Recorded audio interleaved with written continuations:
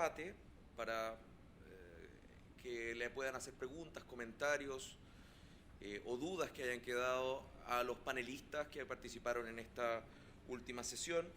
Y para ello doy la palabra al moderador de este último panel, el juez Caldas, quien toma la palabra. Muy bien. Como moderador, a las 2 de la tarde, casi una hora después del previsto, pienso que debo no resumir las 5 excelentes ponencias, pero actuar como moderador del apetito y garantizar por lo menos un poco de los 20 minutos previstos para la libertad de expresión fundamental, derecho fundamental, para quien lo desee hacer uso de la palabra. Siempre recordando, claro, el superior interés de los adultos.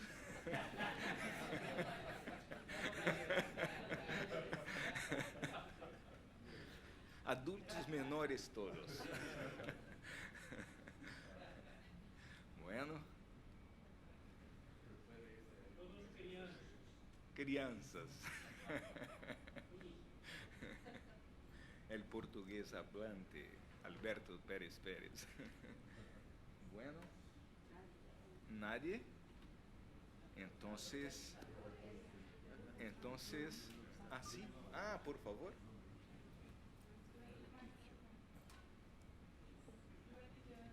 Señora Muquiquio.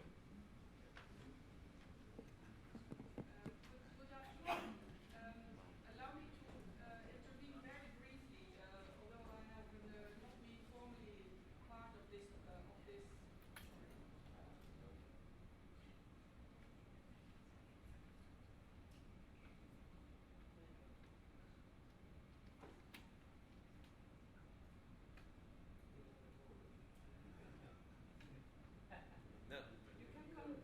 El micrófono, por favor, la gente de...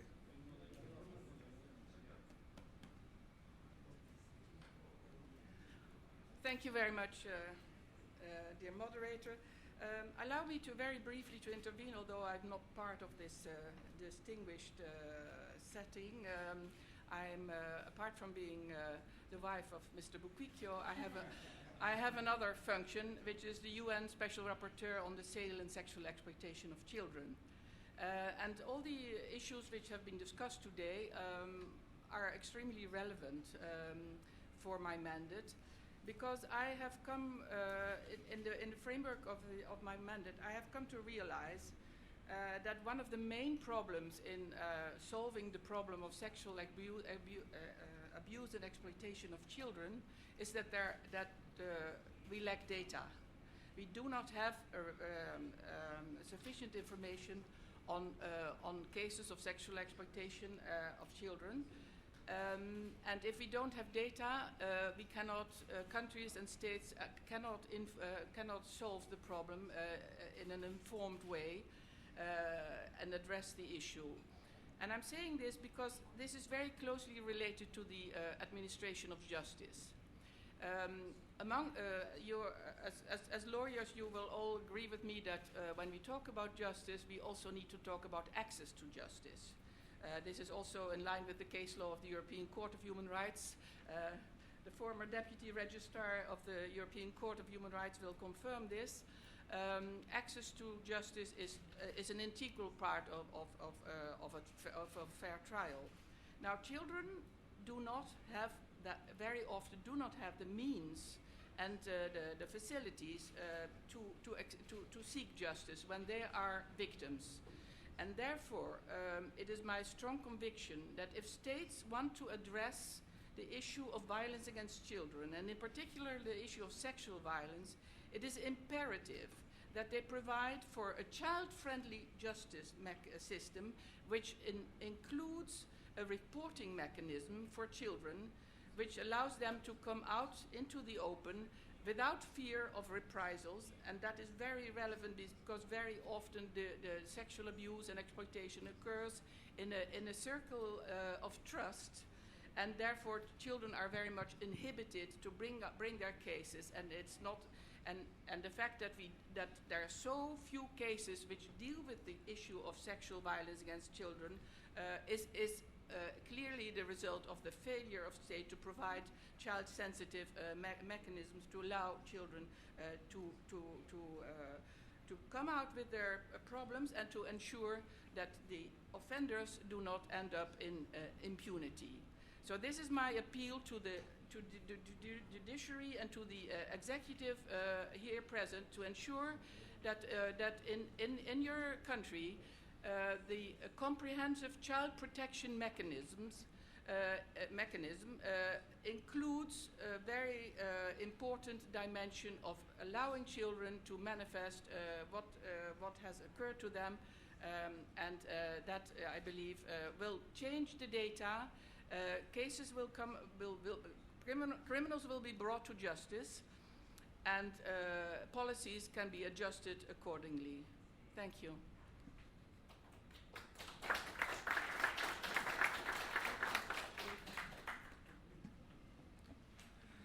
Doctor Romero. Muchas gracias, Roberto.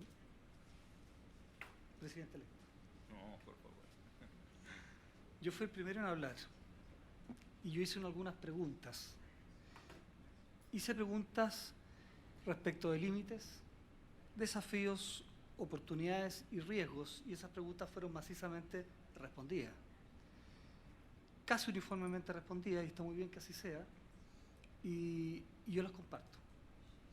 Se habló de límites, o yo pregunté respecto de límites, y la respuesta es que evidentemente las personas vulnerables requieren de una protección especial o de una protección reforzada.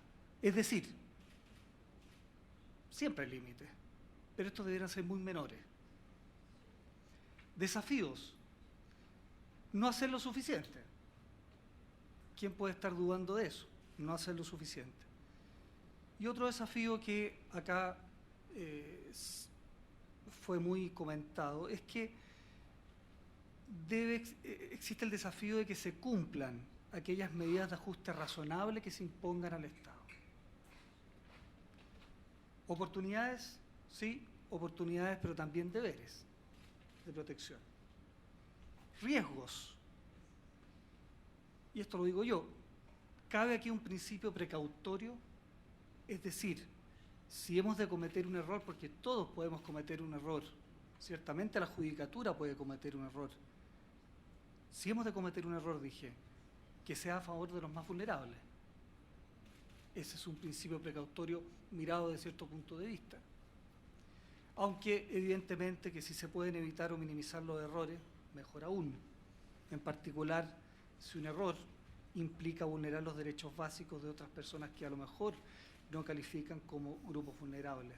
Pero en definitiva yo quería plantear esto porque fui el primero en hablar, planteé preguntas, y yo creo que las preguntas han sido suficientemente respondidas, macizamente respondidas, y me parece que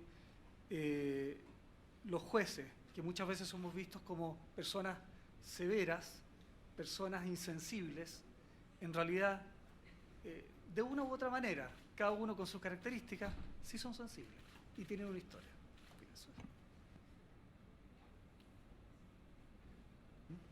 Excuse me. I would like to say to you, with all due respect, that's very, very difficult to have data about the abuse, sexual abuse of children.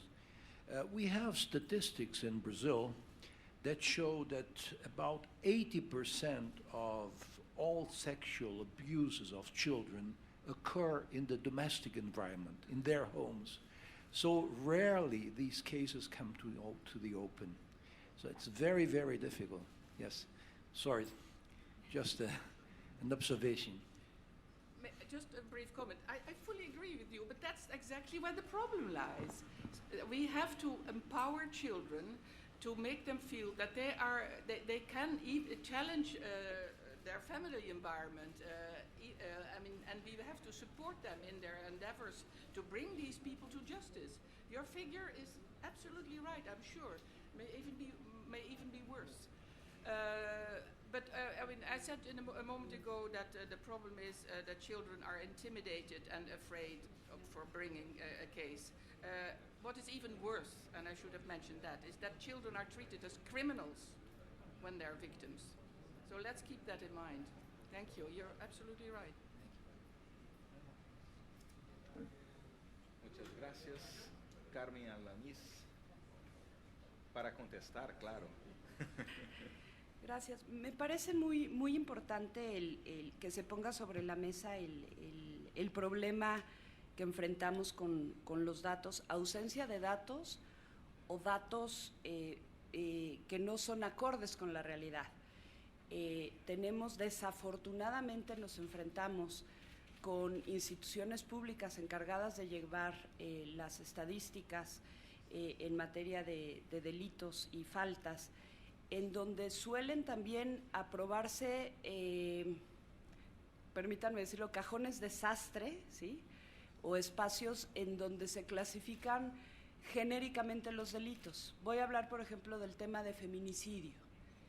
En México, hace 10 años, los asesinatos en contra de de mujeres se clasificaban en una categoría de otros. Entonces, me parece que lo que se pone sobre la mesa es muy importante, de la cooperación entre los sistemas estadísticos, la estadística judicial también, porque los casos que nos llegan a nosotros generalmente están mucho mejor clasificados que la clasificación que lleva la autoridad administrativa.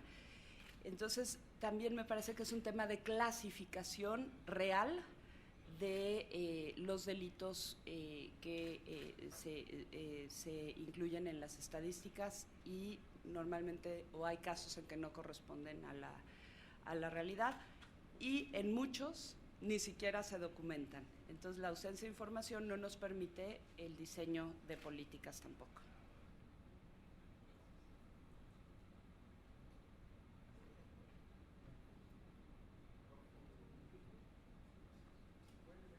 ¿Puede pasar acá, por favor?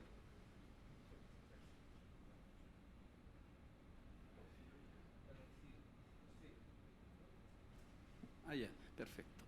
Sí, más que nada quería hacer una reflexión acerca del tema de derechos de los niños, niñas y adolescentes. Yo soy profesor de la Facultad de Derecho de la Universidad de Chile. Creo que quedamos dos nada más, el profesor Enrique y yo, parece. La profesora Cecilia también, por supuesto. La verdad es que hay un tema que lamentablemente la jurisprudencia en materia de niños no ha sido muy rica en nuestro país. Y por otro lado, las leyes tampoco apoyan mucho eso, siguiendo lo que decía la señora de Naciones Unidas, tengo entendido. La OIT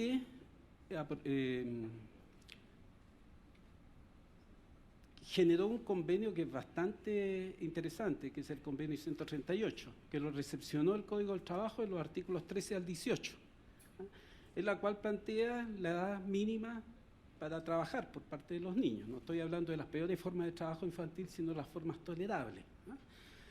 Posterior a eso estuvo el convenio 182 de la OIT, que justamente plantea el tema de la señora, representante de Naciones Unidas.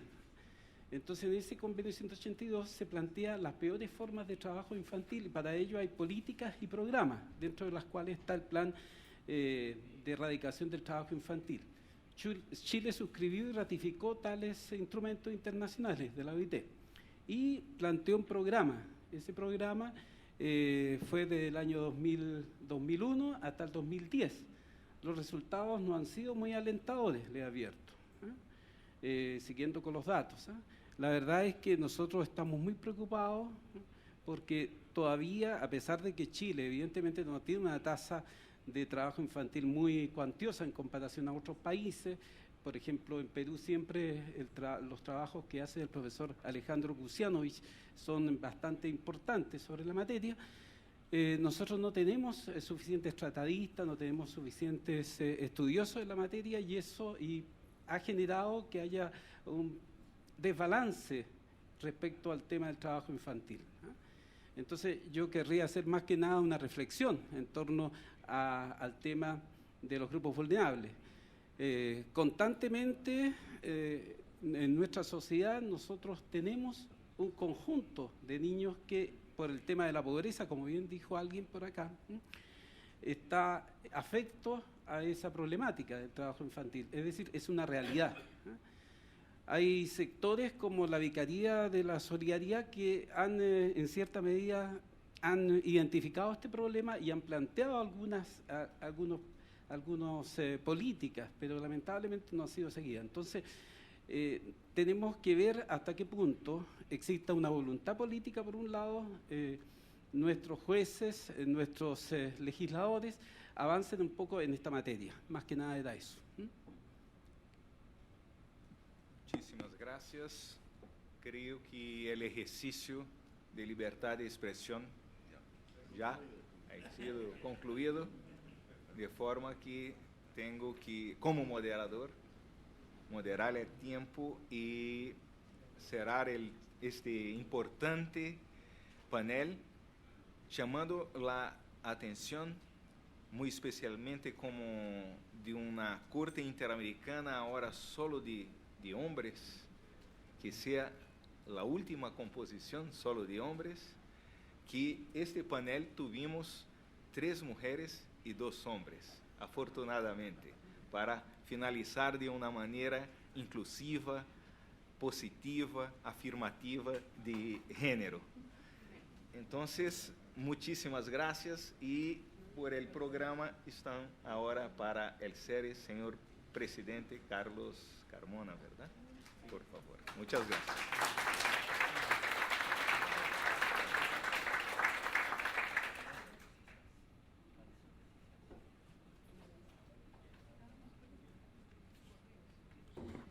Bien, seré breve, a esta altura ya no queda nada más que decir. En primer lugar, agradecer que hayan venido, espero que se hayan sentido cómodos y acogidos en nuestro país. Para nosotros fue un honor haber organizado este encuentro. Estamos satisfechos del buen nivel que alcanzaron las distintas ponencias que se hicieron. Creo que nos vamos con una visión panorámica, empírica y profunda de lo que significa la protección constitucional de los grupos vulnerables. No hay mejor manera de aprender de esta materia que recurriendo a las experiencias de los distintos casos en todas partes del mundo. Lo notable de esto es cómo, a pesar de los diferentes ordenamientos, de las diferentes culturas, de los diferentes problemas sometidos a conocimientos de los tribunales, uno puede observar cómo se uniforman en las soluciones. Y la explicación es que al fin y al cabo los derechos de las personas son iguales en todas partes y el rol de los tribunales es el mismo de siempre, proteger esos derechos. Nada más que decir, agradecerles y que puedan retornar a sus países tranquilos y en paz con su familia. Muchas gracias.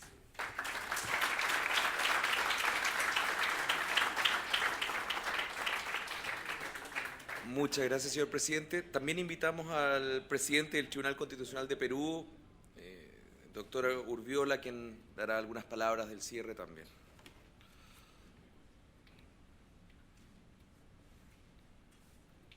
Bueno, en primer lugar, debo aclarar al presentador que lo que me han encomendado a mí es hacer algunas conclusiones de este evento, de tal manera que en cumplimiento de ese encargo y al mismo tiempo el honor que me han concedido, además de tener la conferencia sobre el tema de discapacidad, es un honor poder hacer las conclusiones, tarea difícil, de poder resumir tantos excelentes conceptos y aportes que se han vertido a lo largo de todas estas conferencias.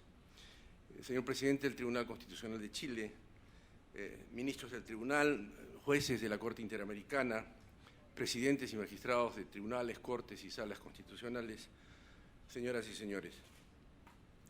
Es, como digo, un honor para mí poder dirigirme nuevamente a ustedes al término de esta excelente conferencia sobre la protección constitucional de grupos vulnerables para poder cumplir con la tarea de hacer las conclusiones. Creo que una de las aspiraciones originarias de la Comisión de Venecia desde su creación al fomentar el diálogo de jueces y al crear mecanismos e iniciativas que permitan los encuentros entre los jueces constitucionales y de tribunales equivalentes son los garantes últimos de la efectividad de los derechos fundamentales en el ordenamiento jurídico y han sido, pues, el actor de cooperación privilegiada de la Comisión de Venecia. También ha sido clave para la Comisión potenciar el intercambio de experiencias y el acercamiento entre los tribunales de América Latina, región con la que Europa tiene vínculos fuertes, no solo en el plano jurídico, sino también en la comunión de valores y en los retos que han de afrontar. Es, por tanto, uno de los logros primeros que me gustaría resaltar en mis conclusiones, el que esta conferencia internacional ha dado lugar a la creación de un foro único de intercambio de experiencias, tanto de Europa como de América Latina. El compromiso democrático de protección de los derechos fundamentales de toda persona, y especialmente de aquellos que se hallan en situación de vulnerabilidad, es una necesidad compartida por todos. Una reflexión transversal es el camino para conseguirlo.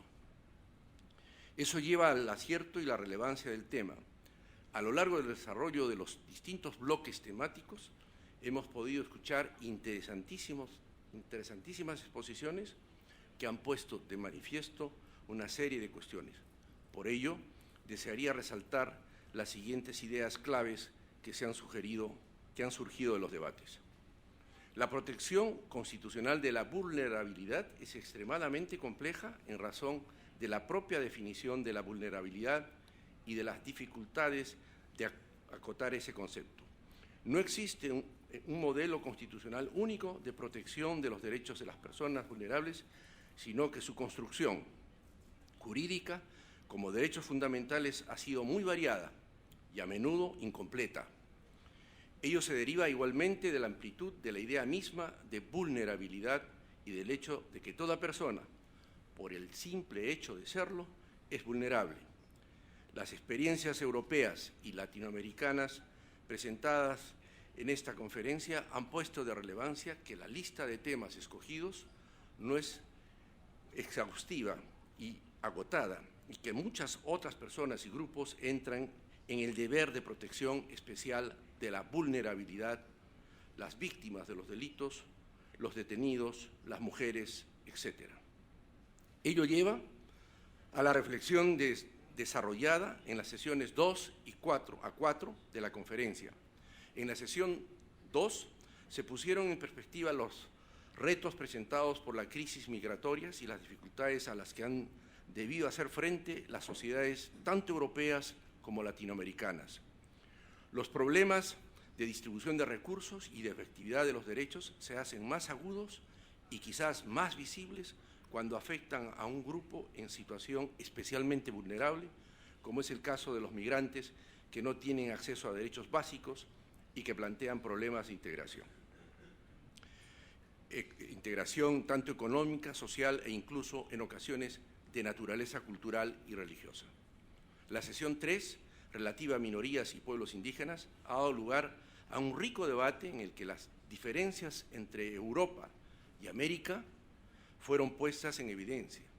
La existencia de grupos originarios en Ecuador y del tratamiento de los pueblos indígenas en Brasil, así como la aplicación de una jurisprudencia europea y latinoamericana muy variada en materia de protección de minorías nacionales, de grupos étnicos o indígenas, presentan una serie de retos para el juez interno responsable del ejercicio, primero, del control de convencionalidad.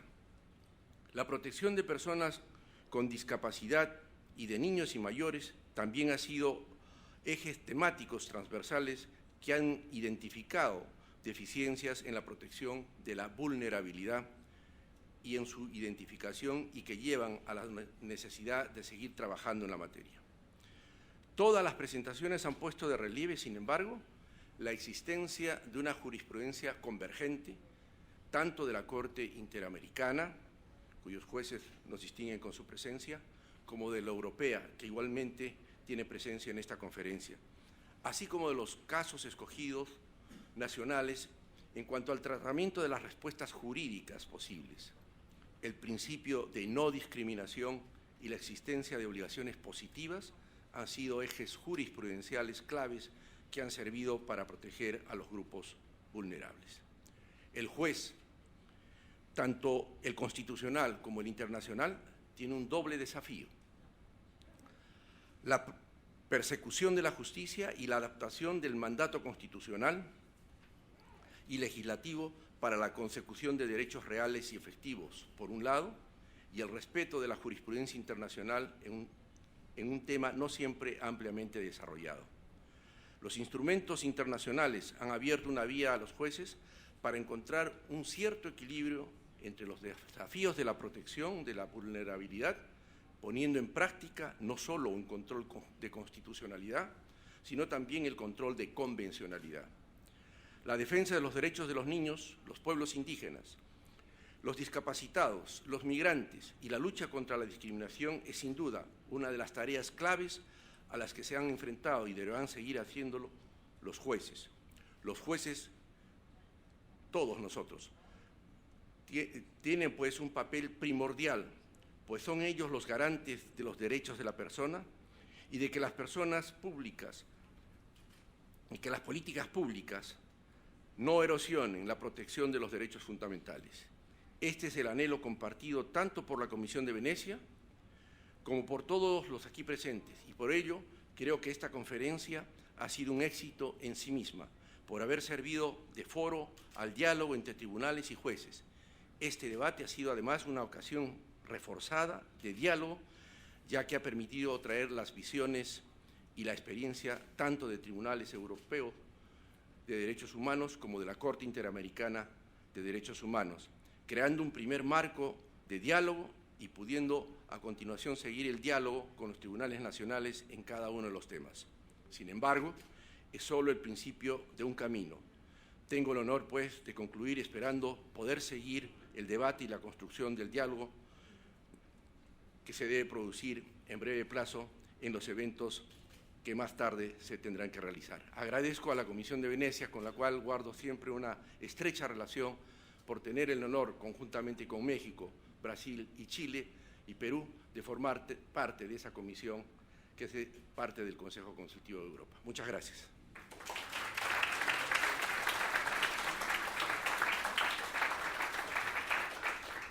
Muchas gracias, señor presidente. Queremos agradecer también la participación del vicepresidente de la Corte Suprema de Justicia de la República de Panamá, señor Luis Ramón Fábrega Sánchez, y del magistrado suplente de la Corte de Constitucionalidad de Guatemala, señor Juan Carlos Medina Salas, que han representado sus instituciones y sus países en esta conferencia. Les pido que por favor pasen, pues el presidente del Tribunal Constitucional les hará entrega también de un reconocimiento por su participación.